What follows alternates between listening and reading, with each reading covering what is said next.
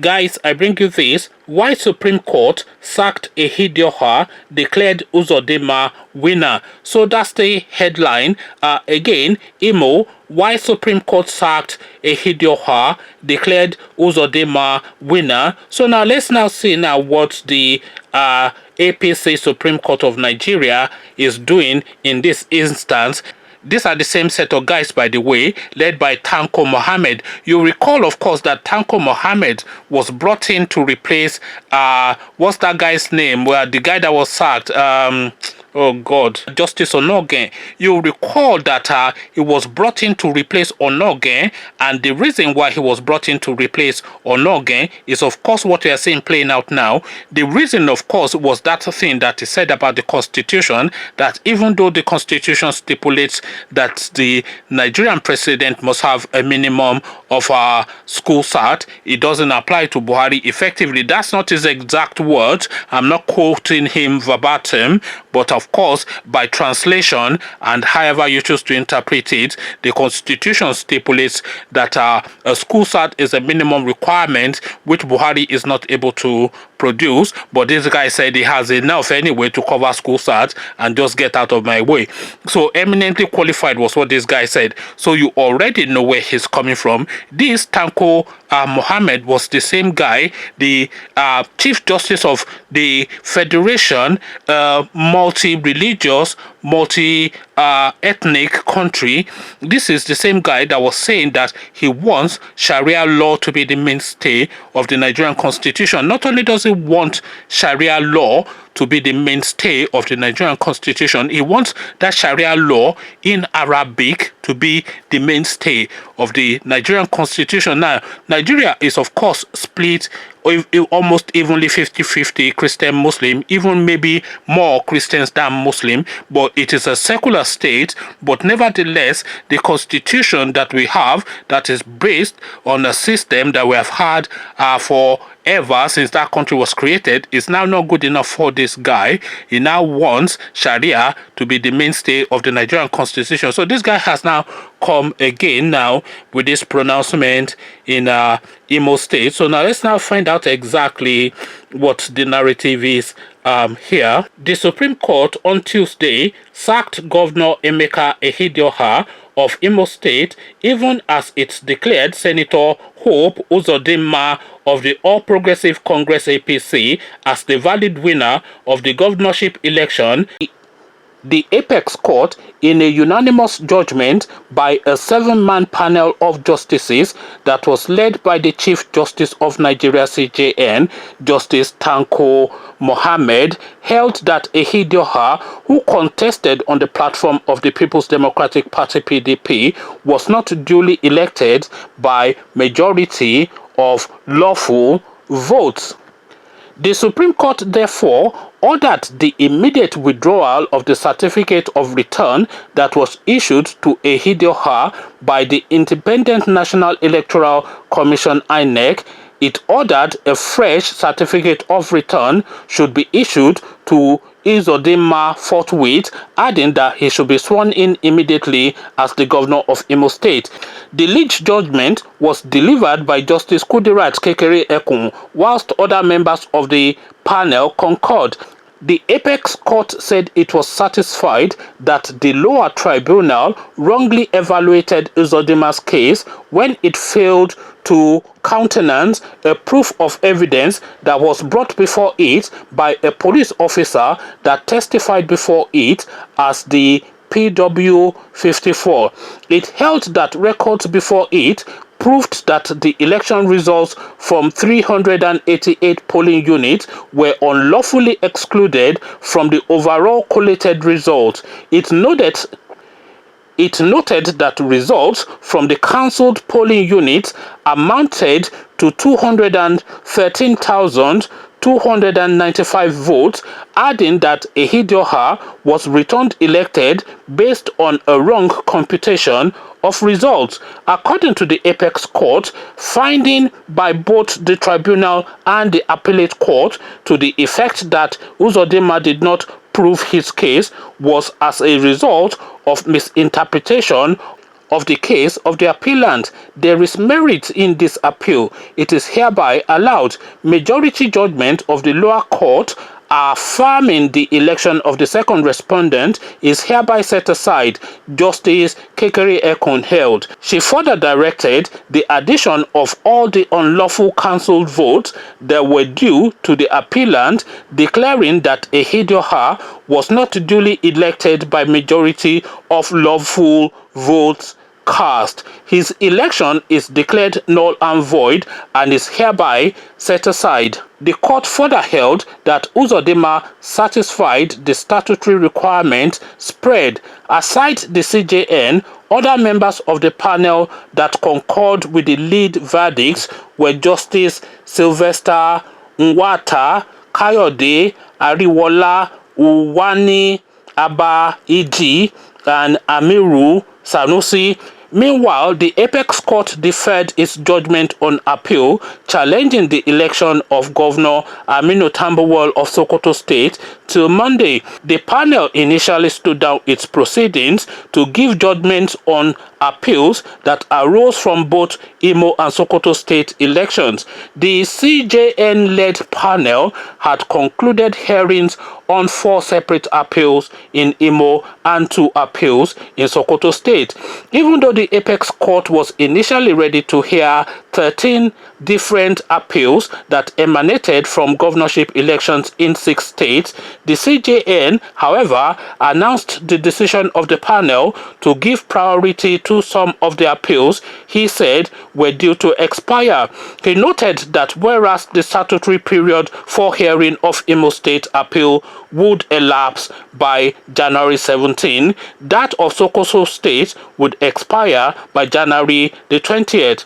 Consequently, the apex court adjourned appeals relating to governorship elections in Bauchi, Benue, and Plateau States, some of which will elapse from January the 25th. In Imo, whilst the first case marked SC/146/19 was filed by Ifeanyi Ararume of the All Progressive Grand Alliance APGA, the 2 other appeals marked SC/1462/19 and SC/1463/19 were lodged against Governor Ihedioha by Senator Uzodinma and Uche Nwosu of the Action Alliance AA respectively. Likewise, Governor Ihedioha, who won both at the Tribunal and Court of Appeal, equally filed a cross appeal with suit number SC/1470/19, wherein he challenged the minority judgment of the appellate court that gave victory to Senator Uzodinma of the APC. Meanwhile, Nwosu, who is a son-in-law of the immediate past governor of the state, Rochas Okorocha, withdrew his appeal before it could be heard. He predicated his decision to withdraw the appeal on a judgment of the Supreme Court delivered against him on December 20th, 2019. The apex court had held in the said judgment held that Nwosu was not eligible to participate in the governorship contest, noting that he was nominated by both APC and the AA. Consequently, when his appeal was called up for hearing on Tuesday, Nwosu, through his lawyer, Mr. Solomon Umor, SAN, said he was no longer willing to continue with the case.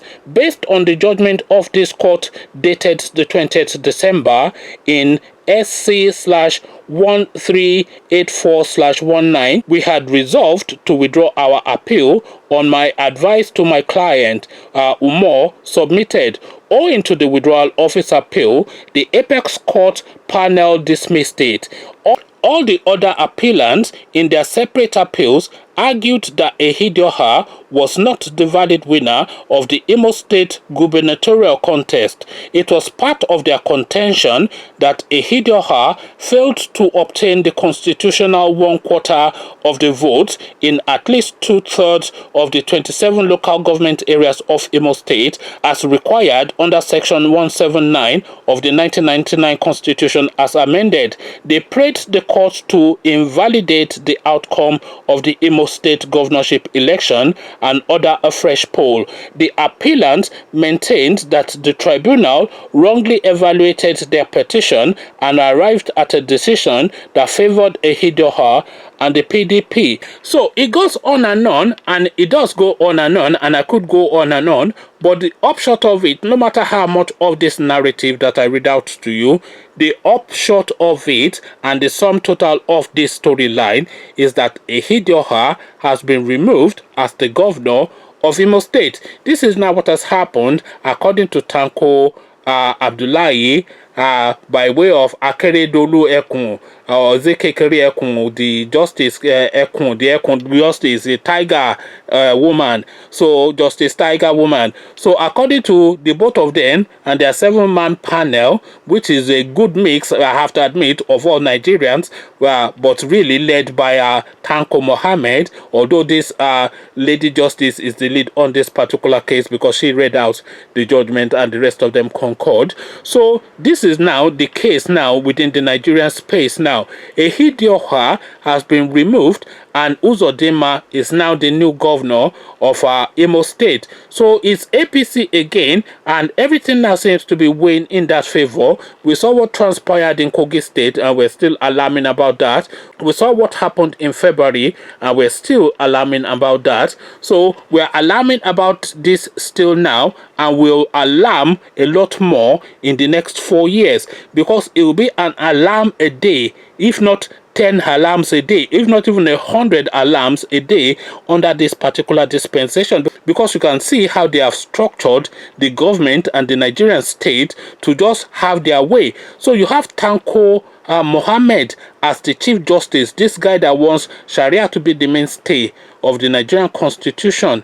You have Adamu as the Chief Justice, a man from the Northeast, wherever. So you have Yusuf Bichi as the DSS, and then you have Ezemagashi as the Army Chief. So now where are you now going to run to in the Nigerian space to find justice away from the Malamis is what I am asking you now. How do you find justice against Malam Buhari and his cabal within the Nigerian space, given the structure as I have described?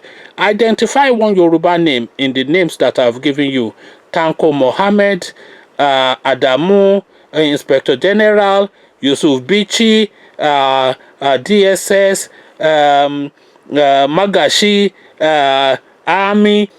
So where is the Yoruba man in all of the security apparatus of the state? Where is the Igbo man in the security apparatus of the state? Where is the national character, which I think is a constitutional requirement in the Nigerian statute book, but of course the constitution has long ago been abandoned by these people. But where is the federal character in the composition of the security architecture of the state? The security architecture of the Nigerian state is weighted in one part, and where that weight is what we are now seeing cascading down throughout all of the geographical space that is Nigeria now. So we're now seeing it repeat right across the board, with somebody carrying bullion vans full of money, not just a bullion van, but bullion vans full of money to his residence. But that is no concern of the EFCC, but some boy that is doing some bureau de change in Dubai is the one that they want to arrest, because he's a Yoruba boy and it's too flashy. So you can see the weight of it all. The constitution, we say it requires one thing, and the interpretation by the guy that wants Sharia to be the mainstay of the constitution is at odds with what the constitution as almost explicitly defined. So this is the coloration. So all of these things that we're seeing now we're now seeing it now pointing in a particular direction. It's effectively now a master-servant relationship within the Nigerian space. There's no getting away from it anymore. So let's not color it in any other coloration other than what it is. It is a master-servant relationship now within the Nigerian space, and of course we all know who the master is and we all know who the servants are. So now in the Yoruba race they say kan sherufu gambari and all whatnot, but we're now sherufu gambari now. So if the sherufu gambari is the thing now that the Yorubas have surrendered to, then really we have to reconfigure and recalibrate, because of course it is not the instinct of some of us, but that is the mainstay as it stands at the moment. The play, of course, is for 2023, where a lot of people are saying the rescue, but these people, of course, they are not stupid, and if they have gone to this length to completely capture the state with all of the positionings that they have positioned, because they have positioned everything now to effectively capture the state. The army is a loyalist to the cabal and the northern hegemony. The DSS is a loyalist to the cabal and the northern hegemony.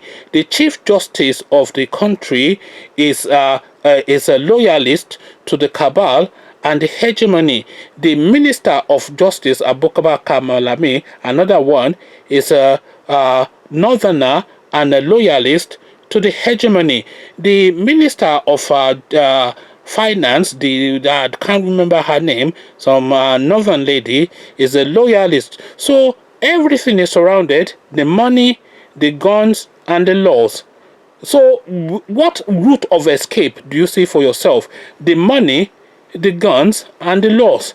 So what route now can you now use to escape these people is really where the $1 million question is. But if you have the $1 million answer to this question, then I would like to hear it in the comment section. But before you come share your thoughts with me in the comment section, click on the red subscribe button so it turns gray. The bell button notifies you every time I drop a new video. Then the question is quite simple: which way Nigeria? Come discuss your pathway, your sat nav for Nigeria with me in the comment section. So I'll leave you here, carry on with you in the comment section, but here I say peace.